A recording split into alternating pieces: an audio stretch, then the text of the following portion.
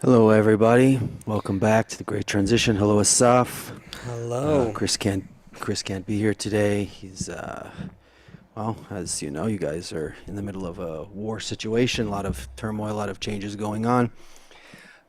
Chris, we're thinking of you. So what are we Yeah, doing let's here? just say that he's okay, but he has to be with his family now and can't really, not in a situation where he can join the show, but he'll be behind the scenes as much as he can, listening. And And yeah. but by the way, we talk at the beginning of the week, usually on Monday. We talk about the show that's going to be on Thursday. And this week, so I just want to say also to you, Asaf, thank you. We were planning on Monday on a phone call, and your wife said, I heard her in the background, and then you said, guys, I got to go to the bomb shelter. Actually, you don't have a bomb shelter there. I've been to your house. You have a Yeah. stairwell you can hide underneath. So also for you to be able to be making this in light of I keep seeing all the getting the alerts on my phone about all the so there was Hmm. rocket attacks in Tel Aviv today as well in the middle of the We country. So should actually tell everyone who's watching, listening, that if there is a siren here, I'm gonna have to go for a few minutes and hopefully come back. So that might happen, but yeah, we'll just continue until I come back if that happens. okay, well Maybe we're Seth, hoping maybe that's not say going a to happen. word for maybe people who are happen to Yes, so I was stumble going to get upon to that us as and well. watch us for the first time. Yeah. Hmm. Sure. I'm getting feedback. Is that from your side? Okay. I don't So think so. Asaf, Chris, and I are students of the Kabbalist Rav Lightman. We've all been studying for many years, and we started to do the show during COVID because, from the wisdom of Kabbalah, the way you perceive the world is totally different than how a normal. It's actually upside down from the way that you're born to see the world. We're all born with our senses, our five senses, and with that we build reality. We build what's good, what's bad, what's tasty, what's not tasty, what we're going to go after, what we're going to desire, what kind of people we want to be around. Everything, our entire perception is actually built off of this, off of these desires that the body is built on. The wisdom of Kabbalah inverts the whole thing, and you start to perceive a different reality. So we felt a very, very strong need. Actually, it's part of the whole method of studying the wisdom of Kabbalah is also to look at the world in a different way, and then to also talk about it with people who want to hear or are ready to hear. And during COVID, we saw a huge opportunity to start talking about because when you're always just dealing with what's happening in the moment, you miss the huge eternal trajectory or giant trajectory that we're on. And for example, if you're shooting an arrow forward and you have to pull back in order to get the arrow forward, could you imagine if you're telling everyone, I want to shoot the arrow forward? Well, the whole time you're pulling back, everyone's fighting against you. You're going in the wrong direction. You're going in the wrong direction. You're putting all your force in the wrong direction. If you understood the process, you'd say, that's part of the process. And that's what we want to do here. We want to shed some light on where we are in the process of what's happening, how to look at what is happening through a different lens, and hopefully not calm down in the sense of not feel the historical moment we're in, or the emotions that are associated with all the Yeah. terrible things that are happening, but calm down in and have some confidence in where we're going and what we can do to make where we're going good quickly. Regardless whether we do this now or not, we will come to a good future. It may be after World War IV, but we will eventually come to a good future. But what we have the opportunity to do is to consciously rise. And that's what we want to do. That's what we want to talk about. That's what we want to put our powers together to hasten. When I started on my spiritual path, I would call it, maybe I was like 16 or 17, I first found, kind of woke up from, I always knew something was not right, but kind of woke up from my suburban normal life that was very, very sheltered and very, very small. I first found these first few kind of spiritual books, started becoming a conscious person. I got real offended. I think everything is love, and got real offended by this concept that people are sheep. No, people, everyone is valuable and everyone is meaningful, and don't call it.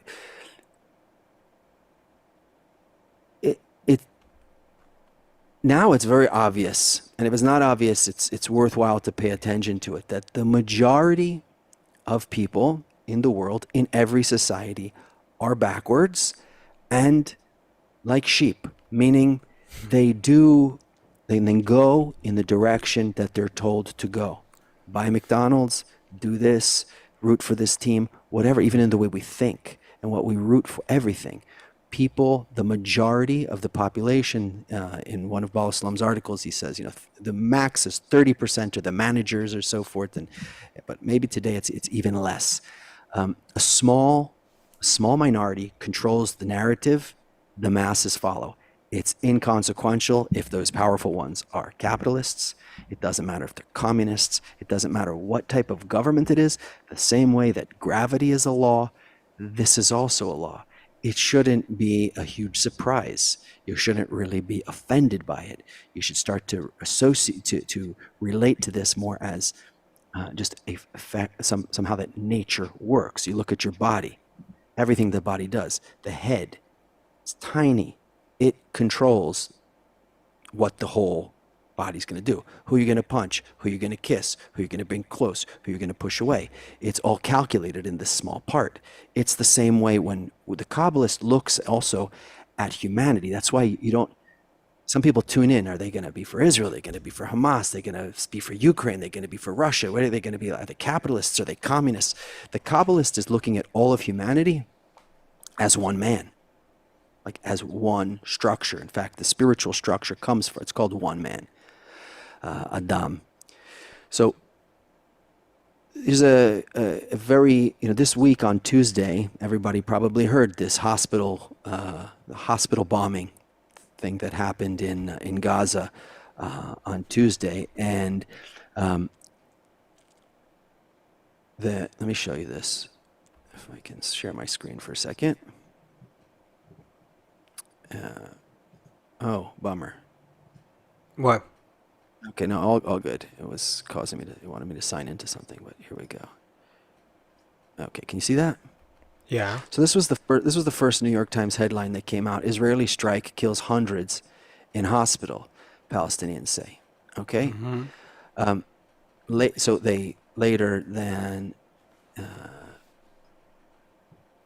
changed the headline like 3 times. And let me show you also this headline here. This is from NPR, which is a pretty liberal news organization. This is the parking lot, turns out, that got hit, not the hospital, and it turns out 500 people didn't get killed, and we're not here to say who fired what rocket. That's not our business. We have our opinions and things like that, but that's not the point of what we want to look at. The point is the story that came out at first. This story is not true. In fact, this picture isn't even of that hospital. This picture is from a few years before. But it doesn't matter, and that's the point that I want to talk about. It doesn't matter actually what happened, because if you can tell people that something happened, here, look at this. So after that happened, okay. So here is, oh, no, not that. Just a second. Well, I got to do a lot of technical things today. Okay. Can you see the screen here? Yeah. Okay. So this is New York burning the Israeli flag. Okay. This is Sweden, pro-Palestinian marches. Okay. Here's Finland. Here is Brussels. Here is Michigan. This is Michigan in the United States. Right. Okay. And here is Madrid in Spain. Okay. So you can go on and on and show more and more, but you get the point. Yep. The point is that if you were, real smart and wanted to manage the people. You would just put out some news stories. It doesn't matter if later the news stories turn out to be wrong. Once you actually on a huge billboard and projected onto a building in Manhattan, it said, Israel bombs hospitals, Biden pays for it. It gets people see that and follow. I would Mm-hmm. be, if I didn't have more of an education and I saw that Israel is bombing, um, I would be against them. Now, so the point is, in this example, and I know it's hard, I don't even want to get into Israel versus Hamas here. I just want to show how people are willing to follow a narrative and build a whole life around something which may or may not be true. I think what's really obvious is that the situation today is such that you can't. It's very hard to just filter this whole thing out of your existence, out of your perception. You're being pushed. If you're a member of the human family, if you're online, especially, you're being pushed and forced to say what you think, to take a side, to give an opinion, to say who's right. There is this constant push to participate, and then you have like politicians and the leaders and the celebrities. Everyone's taking a stance. Oh, he took too much pro this side. Now he got some backlash. Now millions of people are going against them.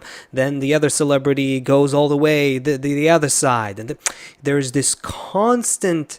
Beyond the actual physical war that's happening here, few kilometers away from me, beyond that, there's an entire war happening inside the collective human consciousness that is continuously fueled by the flood. Literally watching a reality, like you said, it's a reality show, Yeah, but it's but like it's real.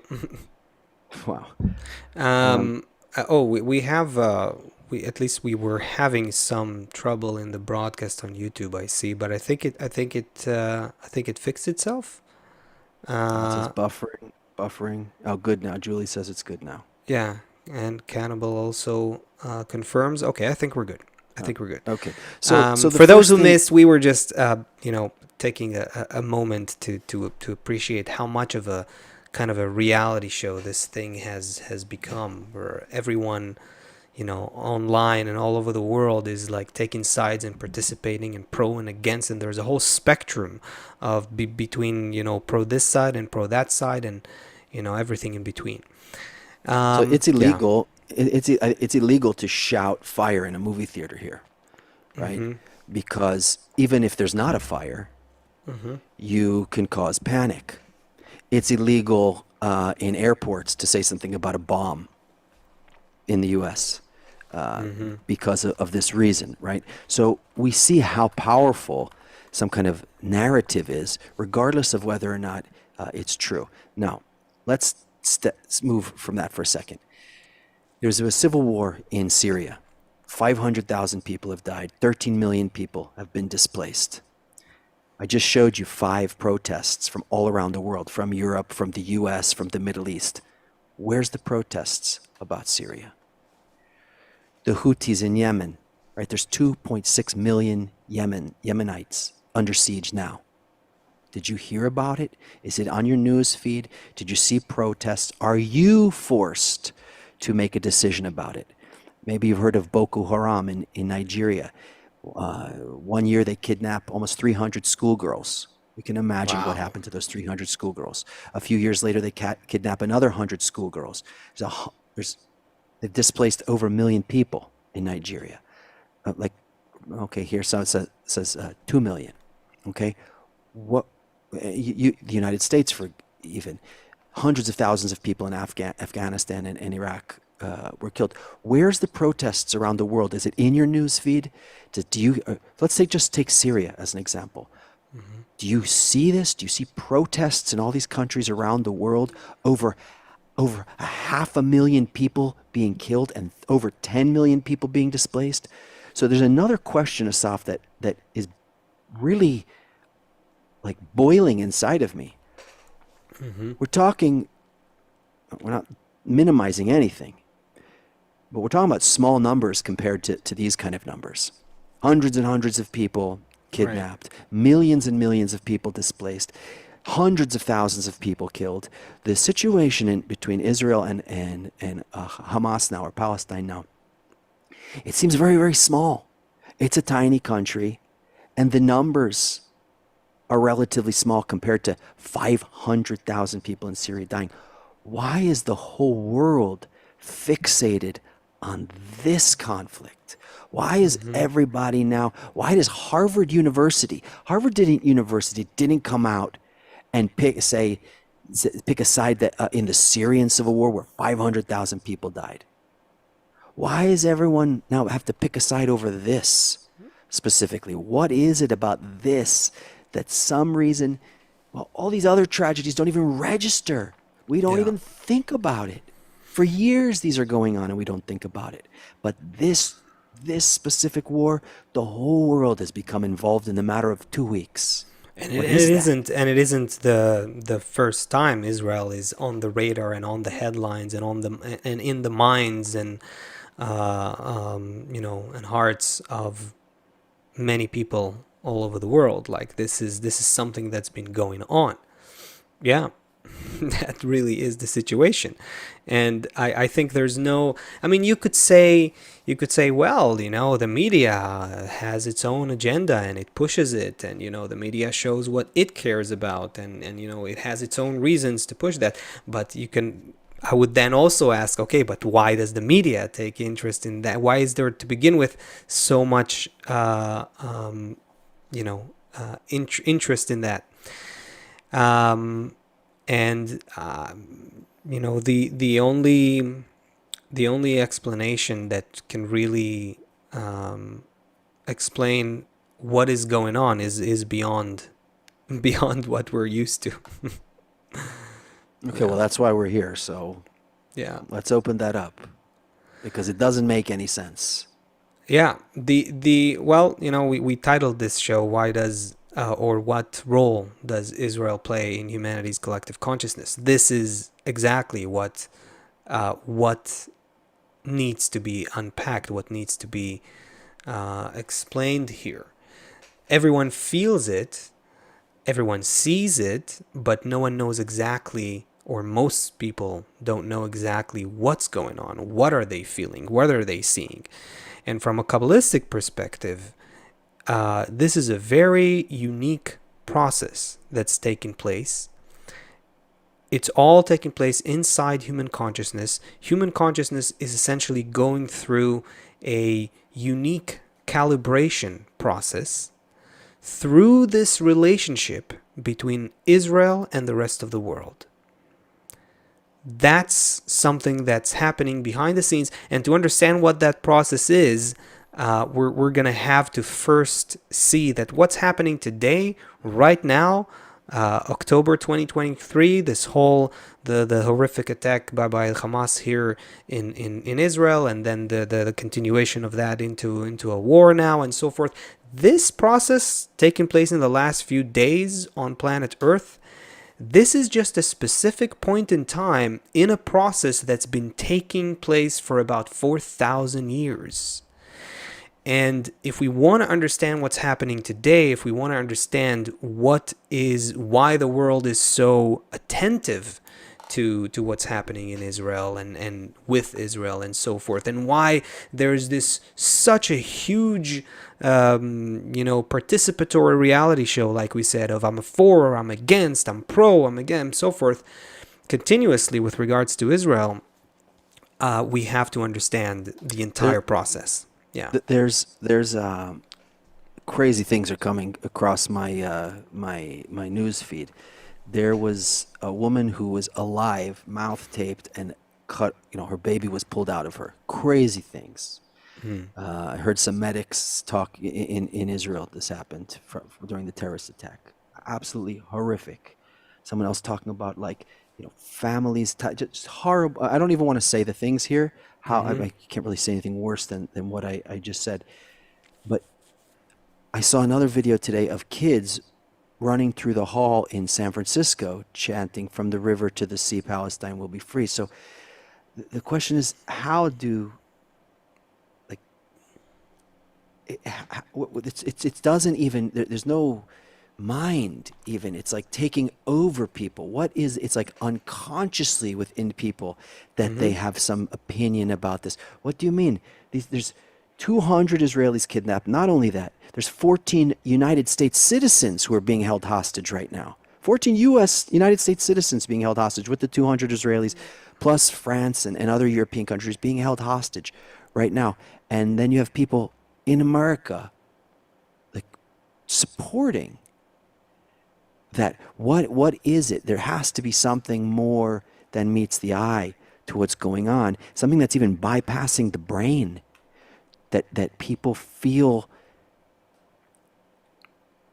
Yeah. Is it just that everyone is just being fed, like, in their social media? I mean, we know how powerful, we've done shows on TikTok. Is Right. it just that in their social media they see Israel is murderers and Israel is this and Israel is So this, and so social media, therefore amplifies and intensifies and gives room for every ordinary person to become a participant, because now you can voice your opinion and some people will see it and be influenced by that.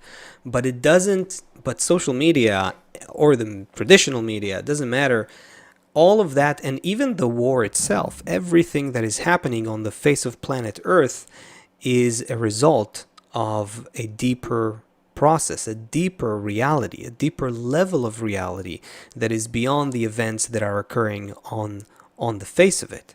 And that level of reality is beyond politics, religion, and culture. That level of reality is about the human network and how it's built and what is its purpose. Behind the scenes, we, all human beings, are connected in a network. We're bound to each other. We are bound by nature itself. We are connected just like any other network, like the network of neurons in your brain, like the networks of cells in your body, like the network of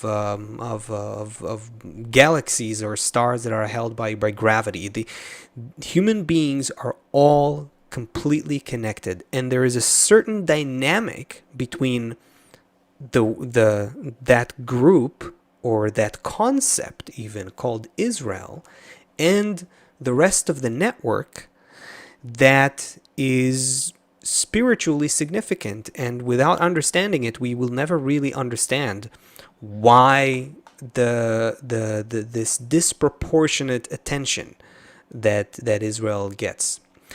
So let's, as you discuss this, I want to say from a spiritual perspective, you're not talking about a political party in Israel No. or something like that. Okay. Okay, let's go way back. Let's go way back. Let's start from where this whole thing begins, which is about 4,000 Yes. years ago. 4,000 years ago, there was no Jewish people. At least not as a group. No not Christians, as no Muslims, no Jews. No. We are talking about before that. So about 4,000 years ago, the area is ancient Mesopotamia. This is where mostly Iraq is today, a little bit of Kuwait, a little bit of the Gulf area, the Persian Gulf, the Fertile Crescent is kind of the area we're talking about, and more specifically there, Mesopotamia. Mesopotamia is the place where it's between that literally means the name Mesopotamia means between rivers. It's between the two rivers over the Tigris and the Euphrates, and that was a very fertile place for people to live in, and most of humanity was centralized there. No Jews yet existed, right? No Jewish people yet. Humanity at that point is also, it's just a few million people. The estimations talk about between 1 to 30 million people. That's it. That's all of humanity 4,000 many years people? ago in that place. They say How between many? 1 to 30 million people On Earth. on Earth. That's humanity. That's it. And how many were there in Mesopotamia? So most of the civilization was there. Most of it was there. The that place 4,000 years ago, and again, we're going into we want to understand where this dynamic between what we call today Israel and the world comes from. But right now, there is no Israel. Okay, 4,000 years ago, no Israel. There is humanity all kinds of tribes and groups and clans. The concept of nations didn't exist yet. It's a fairly new concept, but there were many different groups that essentially come from various families in humanity, groups that of people who have some common genetic origin, and they live there. Mostly, that's most of humanity living there in this fertile place, and that's where the infrastructure of everything we have today comes from. Farming, agriculture, writing, astronomy. People started looking at the stars and tracking their movement and trying to understand what's happening with that. If you look at your watch, you have a watch that shows you what time it is, and it tells you that there's 60 seconds in a minute and 24 hours in a day and 7 days in a week. All of that comes from there, from the cradle of human civilization 4,000 years ago, ancient Mesopotamia. That's the infrastructure of all of human culture that we have today. Thousands of years later, we're still using all of that infrastructure that comes from there, and we're just developing it further and further. So that's the picture that we're starting our story from. But then what happens in this very developing, very much the developing society and innovative society and so forth, what's happening is that a lot of rifts and conflicts and differences and even violence is beginning to surface and to surge. As you bring all these tribes together and try and organize them in tighter and tighter space. Yeah. Yes, exactly. Now, here is what happens that is crucial to understand, beginning to understand. It's like taking a zebra and a lion, and now we're going to live together somehow. Yeah. And so all these conflicts come up, flare up, and there begins to be many problems. Now, representatives from all of those groups and tribes and clans and families and people who were in control of certain many territories there and so forth, representatives from all those groups came together amidst all the conflicts that arose, and they created like a meta group. They created a group that is built from all the groups. A group whose purpose is to work together on unity above the differences. That group discovered that there is a law of nature that is working in human relationships. There is a law of evolution that is happening, causing and generating all of those rifts and conflicts between people. And if we learn how to work with it, it actually takes us to another level, a deeper, higher level of evolution. So that meta group was practicing making conscious emotional efforts to rise above their growing differences. By doing that, they're discovering that there's a deeper level of reality where we're actually all connected.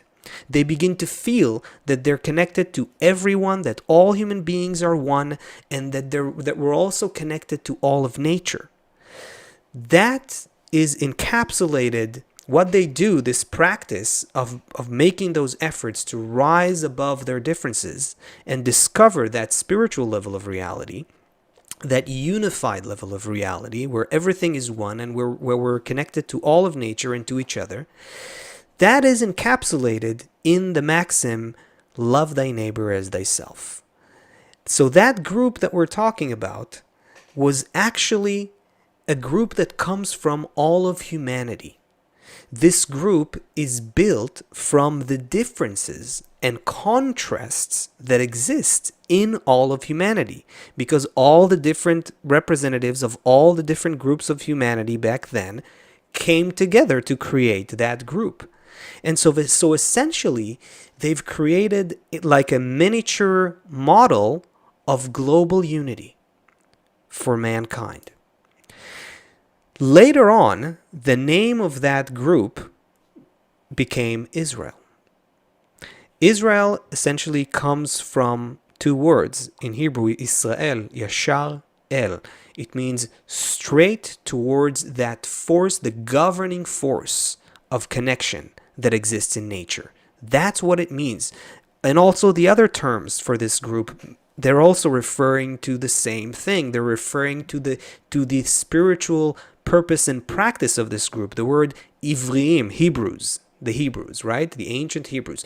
Ivriim, the Hebrew word for Hebrews, Ivriim means la'avor. It references those who crossed over. La'avor means to cross over to the deeper level of reality where everything is connected, where everything is one. The word Yehudi, Jewish, Yehudi, is actually a word that originates from Yehudi or Yechidi, which means which means a person who works on unifying all the differences. Yehud means literally unity, and so that So is the weird because origin of now that when you group. say I don't know, you're in Israel, but in America if you say like Jew, Yeah. it's like you're criticizing someone. Like, but Yeah. when you hear that the word means unity, like it comes from unity and it's this high ideal of humanity. There's And and what happened? and What look happened? look how easy it is to fall. Even now after this explanation, look how easy it is to fall quickly into what we know from our world today. As soon as you say the word Jew, or Israel or whatever, that brings up a thought about this specific group that we know today, which are different in their genes and so forth, but that's already a product of thousands of years later. We are talking about So a group that happened to them? comes. It's important for me to emphasize that we're talking about a group that comes from all of humanity. This is the origin of that group. Again, the origin of the people of Israel comes from, it is essentially humanity building a model of unity from itself. That's what Israel is at its very root. And that will complete the blanks here, will complete the plot. But if you understand that, you already understand everything. This is the root cause of why the world continuously sees itself through Israel, sees a certain reflection. It evaluates itself and calibrates itself by relating to that group, to that concept called Israel. Because Israel originally comes from that effort to unite among all people of the world. Now, today the picture looks very different. Today, when we think about the Jewish people, or we're thinking Yeah, about based on this people who, explanation, I'm wondering right, why everyone is not supporting them. Why, and also why they are not themselves. Well, who are they, first of all, right. and where is that unity that you're talking about? Yeah, it's nowhere to be found today. That what I'm talking about is 4,000 years ago, and we need to continue our story, I think, in order to get to where we are today. But you're absolutely on point bringing that up. Obviously, no one sees It that seems this like is what. billion people hate When, them today, so there's got to be a right, missing link here. right. So 4,000 years ago, this group is created, and that group, uh, from the moment that it was created, it actually was in tension with respect to the rest of the Babylonians or Mesopotamians. It was already in tension because its intention was completely opposite to the kind of life that the rest of the people were having. The rest of the people wanted to keep developing themselves in while they were living in those conflicts and rifts with the others. They had their direction to life was very different from that group. That group, that meta group that was later called the people of Israel, that group had a certain purpose to their life now. Their purpose was to go deeper and deeper into their connection between their hearts and discover the spiritual reality in greater and greater depth. That was their goal. And so there were, to begin with, from their inception, they were in stark contrast to the rest of the people. And Did that's they what reach that? happens. Did they That, reach that? that what? That goal, that sublime goal Oh, well, of feeling some spiritual reality? so so they absolutely achieved a certain degree of spiritual unity. Yes, absolutely. They found how all the differences in mankind are actually weaving together into a single whole. That perception was existent among those people, and they, from that moment on, that group went to seclude itself and live separately. It had to develop separately, in separation from the rest of humanity, for about 2,000 years. And so they go out of Babylon, and they begin to roam, and so far and so forth, and they live among themselves for about 2,000 years. But then, and they go through, like you're bringing up there, they go through their own ups and downs in and out of that unity. They rise to a spiritual degree, they fall a little bit from it, they rise to it again, and so forth. They have their own intricate development, but it's all spiritual development. That's what this group of people is focused on. That's what they do, that's what they practice. They practice discovering more differences between them and covering those differences, complementing each other to create a greater unity. That's what they're working on. Sounds like each group in humanity, each tribe, each kind of different flavor of humanity sent a representative to this group to work together on this thing, and then like tubes of light or whatever would then feed back to the rest of the system. So let's talk about the system for a second. That's a good point. Why is this happening? What is actually happening? Humanity and everything that happens in mankind, all of human history, everything that's happening right now and has happened and will happen, is part of nature's program. Nature's evolutionary process is what we see unfolding. This is what's happening. We're looking at nature's laws that are propelling and pushing humanity to its next level of evolution. If you look at nature besides humanity, you see that all of evolution works exactly the same way. You see greater disparity, differences, individuation. Things are becoming more unique, and then they connect and form a new level of life. If you look at, look at the human body, right? You look at how such a thing is built, evolutionarily speaking. So you have molecules. Different molecules come together, create macromolecules like our DNA, and then DNA individuates into different kinds of DNA and comes together to create a greater kind of bank of DNA. You look at a cell. A cell is made up of many kinds of organelles that are joining. They have different functions. They're very different, but they're coming together and they form the unit of life. And those cells also individuates. You have muscle cells and bone cells and skeletal cells and so forth, and they come together to create tissues, and tissues create organs, and organs create organ systems, and so on and so forth. Humanity is again a superorganism that is simply playing out the same dynamic, the same pattern of evolution. And so 4,000 years ago, nature pushes humanity through all that individuation and conflicts and rifts between the people to create then unity of all those differences in order to give birth to a new level, a spiritual level of evolution. So that process begins 4,000 years ago with a group that we today, later on, we call it Israel. But it's simply a group that reflects humanity's initial progress towards its next level of life, its next level of evolution. That's what's actually going on here. Let's think about it for a second. That when we're talking about, if we stretch it out and we don't if we don't make a commentary on where we are at this moment, right, and stretch out the whole thing. So there were monkeys who climbed down from trees and then developed.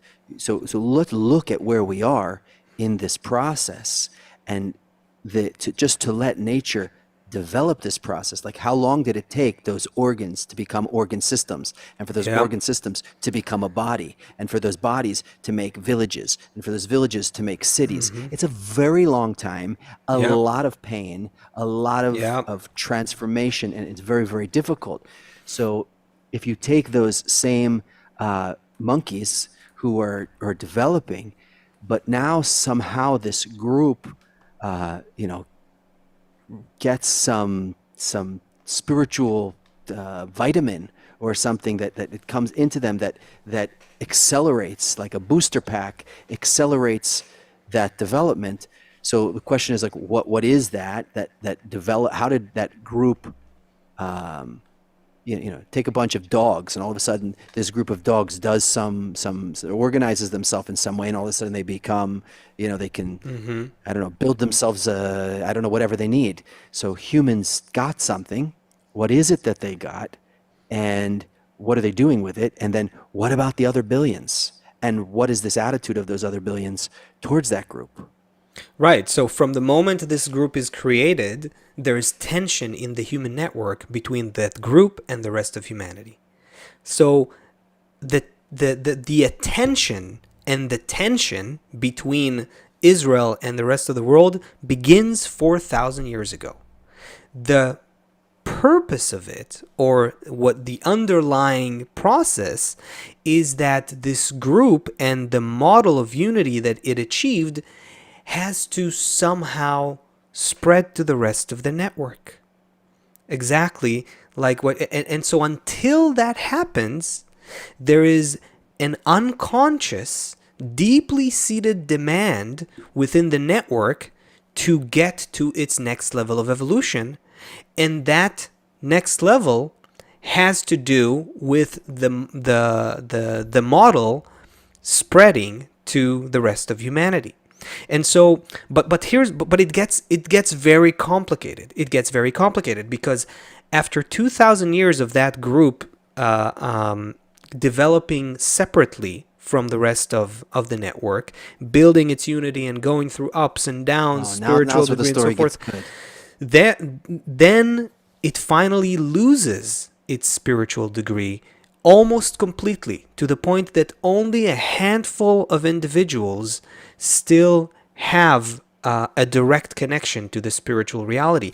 And so most of that group loses their spiritual unity and that whole practice of love thy friend as thyself, that deepening of perception of reality that comes from a mutual conscious effort of going above your ego. They lost all of that. All that the ancient Israelites had, that group loses it, and they also scatter across the globe. And when was that? When was that? That's about 2,000 years ago. So for 2,000 years, hold on a second. we had Yeah. So for So this- 4,000 years ago, no people of Israel. It's created. Just monkeys evolving. Well, people Monkeys evolving. Okay, but fine. Okay. But people evolving and evolving very beautifully, even in ancient Mesopotamia. Again, it's the infrastructure of everything we have today. But as a according to natural laws, natural discoveries, everything yes, according to yes, okay. and then you have this group coming together. They develop their own kind of a way of life, which is very different from the rest of the people back then. They develop it, and they grow, and over time they become like another nation, and they're called the people of Israel. And also the rest of the world doesn't really understand what they're doing. And that's also what, why we have no real idea, besides Kabbalists and very few others, understand this little birth known story of the Jewish people that we're talking about today. But in any case, after 2,000 years, they lose their spiritual degree, the vast majority of them. They scatter across the globe, and what's left of their spiritual practice is just symbols and customs and rituals that we refer to as Judaism. but the inner spiritual content of what they were actually doing, the ancient Israelites, is gone, mostly gone. And so, yeah. Just let me add a detail here that anyone out there, anybody here, could be from that group because all of these people were scattered across the whole world. So they reached as humanity. All of humanity had these representatives there in Babylon. They reached something by coming together. They attained some kind of consciousness that was unattainable when they didn't Yep. do that thing. And then over time of development of the rest of humanity, they broke and scattered, and so now that consciousness Spreads. seeded itself, spread it to the wind, and so there's tiny sparks of that sprinkled all over the whole earth. Again, this is something you can only understand from the spiritual context. Why is it that this group lived separately for 2,000 years and then scatters across the globe? And you have, for another 2,000 years, why is it that today you can be an African Jew, an American Jew, and a Spanish Jew, a Dutch Jew, and you could be anything because that initial group were, to begin with, were representatives of all of humanity. This is really the stumbling block. If a person can understand that, then the picture becomes clearer. We're talking about humanity evolving to its next level of connection, which is on top of more differences, more connection can grow. That's how evolution works. That's how nature works. This group is created. This initial model of unity of humanity is created 4,000 years ago. Then it scatters across the entire globe, mingling with the rest of humanity, and now all of humanity essentially needs to apply the same model. But you also have this group that there's an expectation, an unconscious expectation from that group, and there's a complete confusion. That group lost its spiritual attainment. It doesn't know exactly what it's doing. The world feels that Israel is like this itch, right? Why? Again, coming back to today, why so much attention? Why does everyone care about it so much? It is branded into the collective consciousness of humanity that there is something about Israel. There is something wrong. There is something incomplete. There is something, and it takes it takes many shapes and forms. There's an entire spectrum. There's a lot of hatred. There's also many people who feel there's something special or feel some special affinity towards the people of Israel. But in most cases, it appears as hatred and negative sensations, sentiments. Along this line, I have the chat open here. Yes, Kelly, also Portuguese. But to be conscious, why did they lose it? Why did that shattering happen, and why did they get spread around the whole world? That's a very important question to understand. They have to lose it because that is how nature evolves. You have to. That's the only way for evolution to develop a higher level of being. More individuation, more egoism, more differences, and then more unity, more connection, higher level of development. Any level of being, the still level of being there's many elements and they form, let's say, a planet. The vegetative level of being, there's more complex individuated particles, and they create a more advanced connection that is a plant that can bring fruit and so forth. The animal level, more complicated connection over more differences. The human level, the highest level.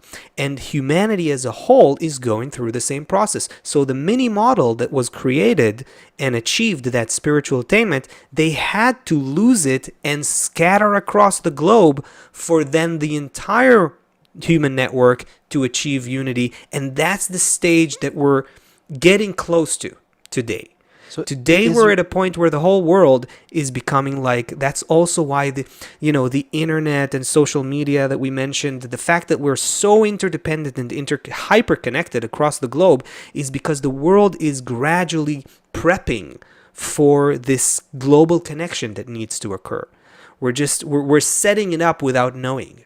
We are, if you zoomed out of humanity and time-lapsed it all and looked at it like ants creating an anthill, you would kind of like have a better idea of what's happening. Humanity is creating the infrastructure for a global unity, but it's not there yet. It's not there yet. Okay, And that's where we are today. Does each and every that's beautiful. Does each and every person who wants to hasten this need to, send money to that country in the Middle East? What is this Israel?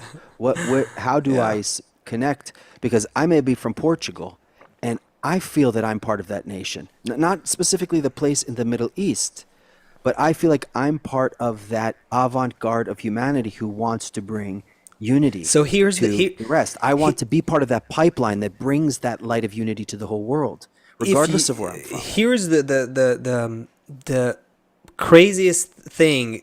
It's hard to conceive of, but it is beautiful if you understand. If you do, the thing is that if you want to, you are. Why? Because from the moment that group scattered across the globe, this is just the on the face of it. This is just what we see what we can see with our eyes and look through in the books of history will tell us that this group called Israel scattered across the globe and went to all kinds of places in the world. That's just the picture we see through our five senses. What's happening behind the scenes is that the kernel of unity above differences, the kernel of the spiritual attainment of humanity was spreading throughout the whole network.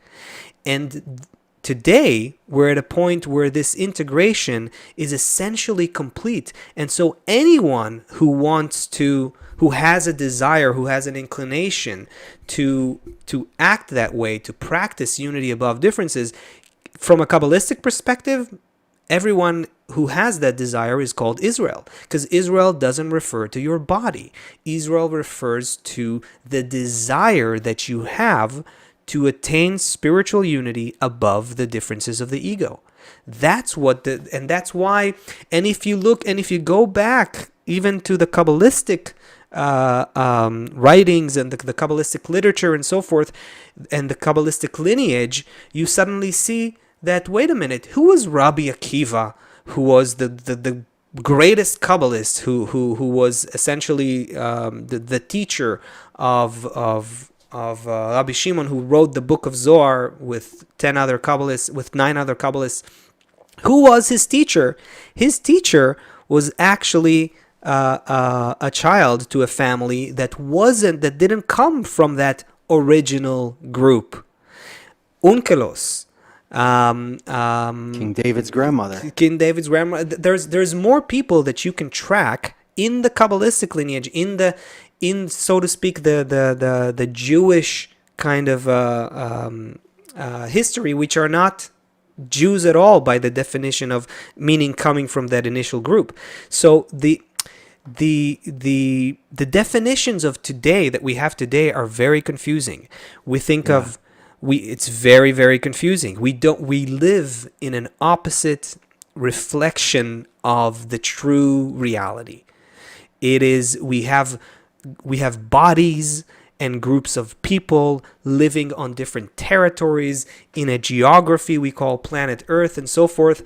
That is a shattered perception of reality that we are in.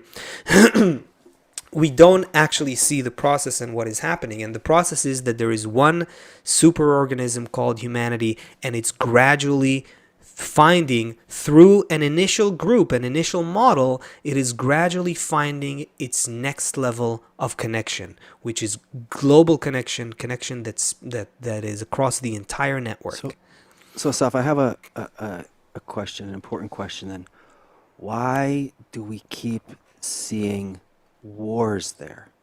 Why is there this constant pressure I mean, it's like if you look at a map Yeah. there, it's crazy how Providence arranged everything. Around, it's a tiny pimple in this area surrounded by people with another worldview. Why the constant wars? Why the constant pressure? Why Yep. would nature develop it like this? It sounds like such a beautiful ideal. It sounds like everyone should embrace it. It sounds like everyone would be happier, right? We always say there's plenty of food on planet Earth, there's plenty Yeah. of water, there's plenty of money, there's plenty of everything. Why punish or put Wait, so wait, much wait. Ask pressure that what's missing. What's missing? What's missing is connection and unity, obviously. In order to avoid wars, in order to avert catastrophes, in order to have everyone have what they need to fulfill the basic needs of humanity, all people on Earth, we have the technology, we have the resources. There's no shortage of anything in the world besides people being able, learning, training themselves to to unite above their differences, which is it's not something that you can do with just slogans or singing together kumbaya. That's not what it's about. There is a conscious spiritual effort that is involved, that involves each and every person's free choice and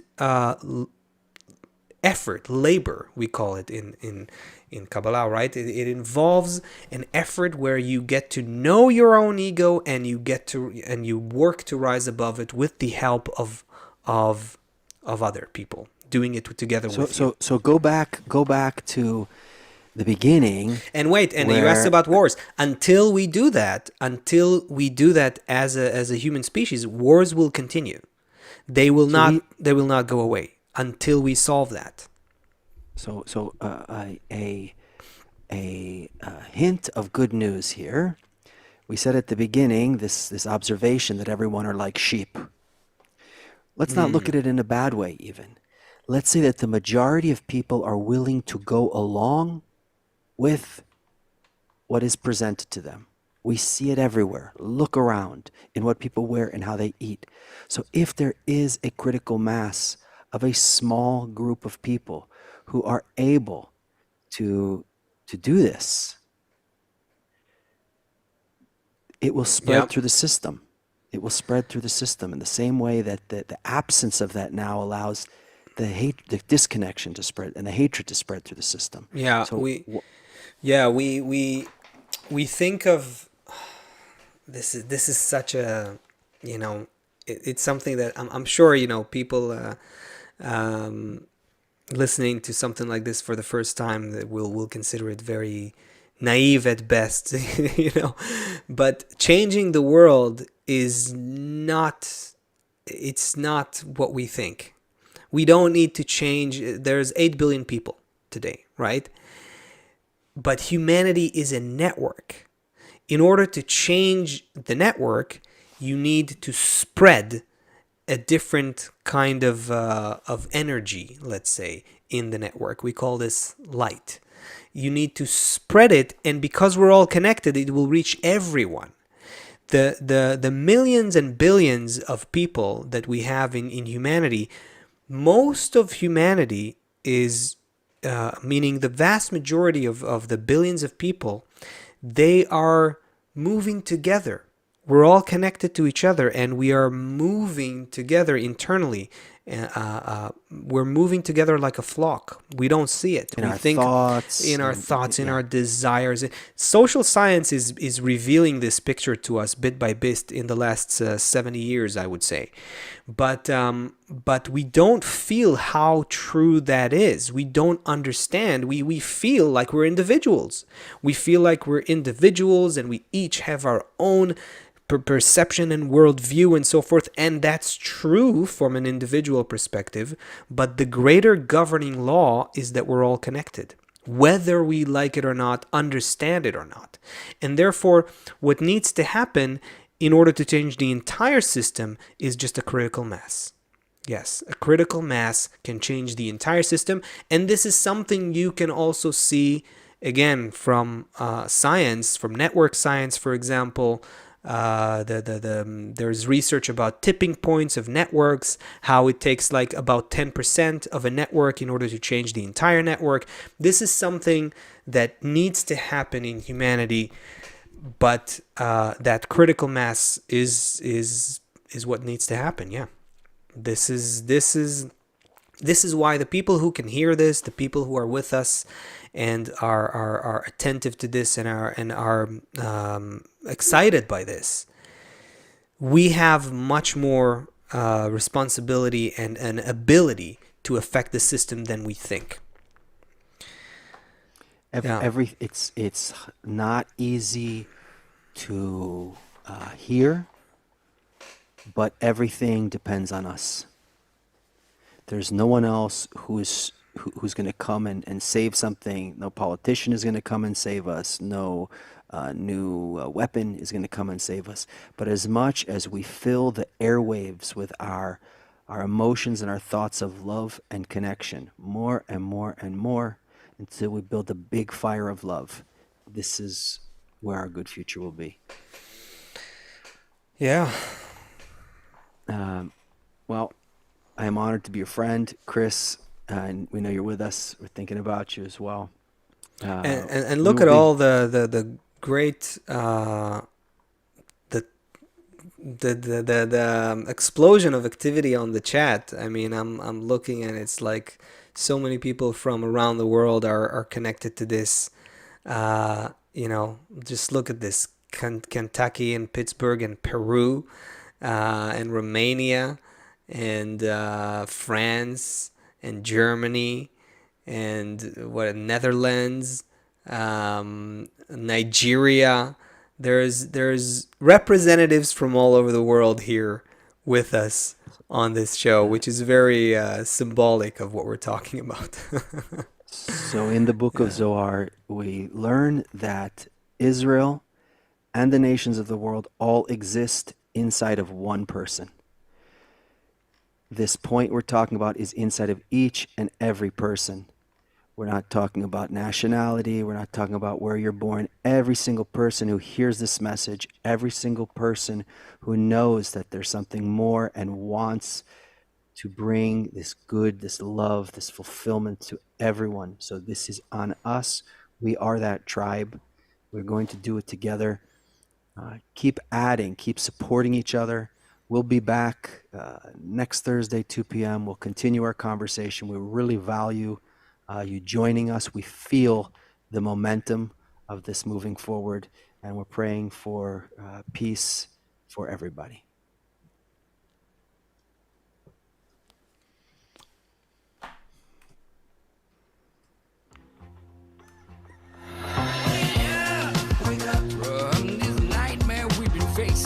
Wake up. Tell me, how are we gonna overcome? Wake up. Wake up. From the hatred and separation. Wake up. We got to cover it with love.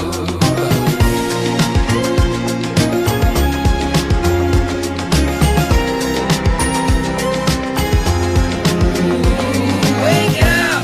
Wake up. Tell me, what is happening with our nation? Wake up. Seems our union's been overrun. Wake up, wake up. We got a sticky situation. Wake up. The time is now to get stuck on love. Wake up.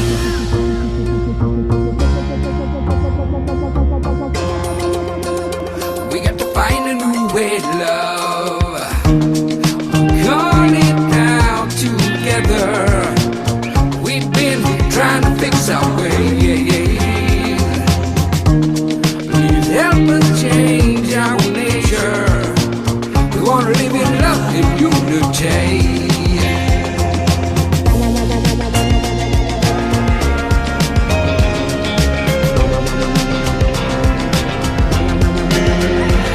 Wake up, wake up, friends. We ain't got no time for wasting.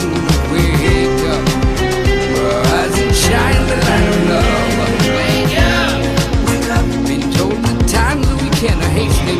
Wake up. Let's connect our hearts to be as one.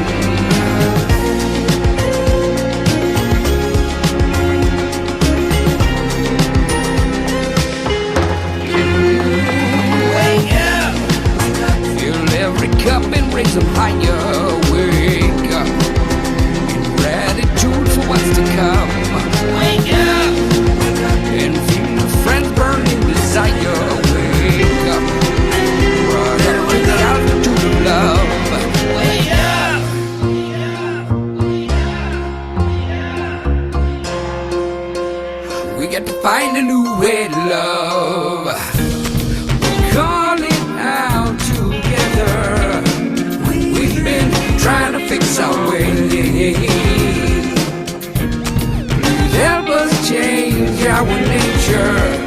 We wanna live in love and unity.